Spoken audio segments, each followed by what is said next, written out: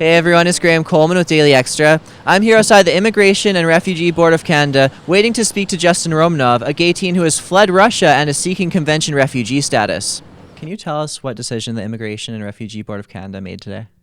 They accept me like Canadian, like I'm refugee, and I feel very amazing. I cannot say what I feel. I feel like I'm free, and I feel like I will live. It's the most important because it's not was hearing about my refugee or not refugee. It was hearing about I will live or I doesn't will live. Right. And Canada say me, I will live. That's amazing. So they approved you as a convention refugee. What will change? What will be different now? For my life, I start to be free. I can use my time for LGBT project for my personal life. I can spend time with my boyfriend if he texts me tonight. So I can live my life and I can do what I should do in my life.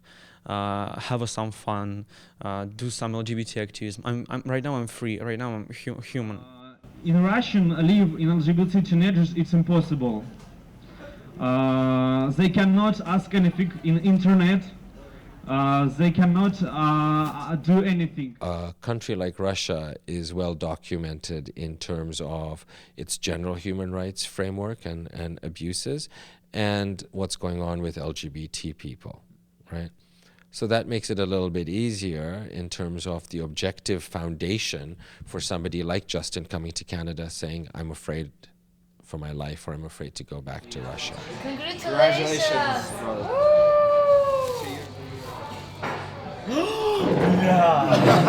Это колонка. How long did this whole process take? Actually, it's take I think 5 months, and it's for me was very nervous because of it's not a process, it's not a hearing about where I will live in Russia or in Canada. It's hearing about will I be survive.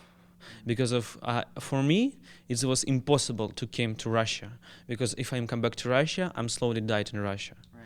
And it means Canada government today, Canada society, Canada rules, they save my life, and yes. How much money did you and your family have to spend to get you to this point? Unfortunately, my family is so poor.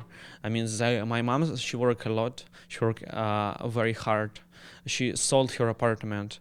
She take credit on bank in order to pay visa to Canada, because I think Canadian government, conservative Canadian government, don't want a refugee to Canada, and they make a very big barrier. If you want to come from, for example, from Russia to Canada, you should have a student visa or something other visa, which costs minimum $16,000.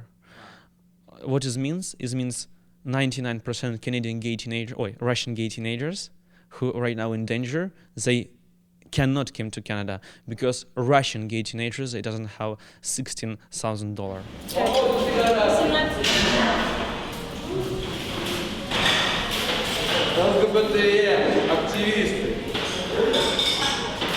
LGBT people have a hard time coming up with the resources. Poor people have a hard time. So I used to have clients from certain countries that did not have visa requirements, who couldn't read or write, for example. Those people will never get visas to come to Canada, right? So they'll never be able to ask for refugee protection. And at the same time, we've got a huge country with a declining population, with an aging population. To me, I think we need to open our doors. They told me at school that the law was passed so that there were no more people like me, that I am a victim of that homo propaganda.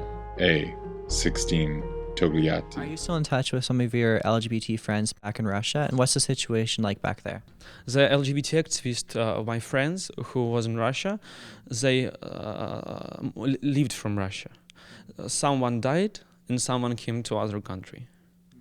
And the people right now use the last chance in order to come out from Russia because situation in Russia every day is more dangerous and dangerous.